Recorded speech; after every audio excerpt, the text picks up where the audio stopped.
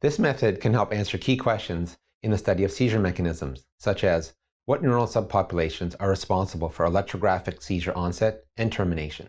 The main advantage of this technique is that it can reproduce electrographic seizure events on demand in vivo and in vitro models that are reminiscent of those observed clinically.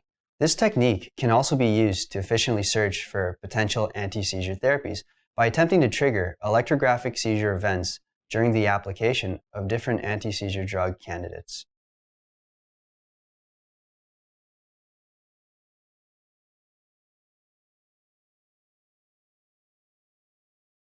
To prepare the cortical slices, glue the preclinical brain tissue onto the vibratome stage using instant adhesive glue.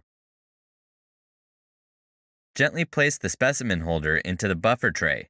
Ensure that the dorsal portion of the brain is facing the vibratome's blade. Slice the brain into 450 micrometer thick sections in the dorsal to ventral direction. Make the first cut in the preclinical animal brain to remove the olfactory bulb. Then, make subsequent cuts until the somatosensory motor area is observed.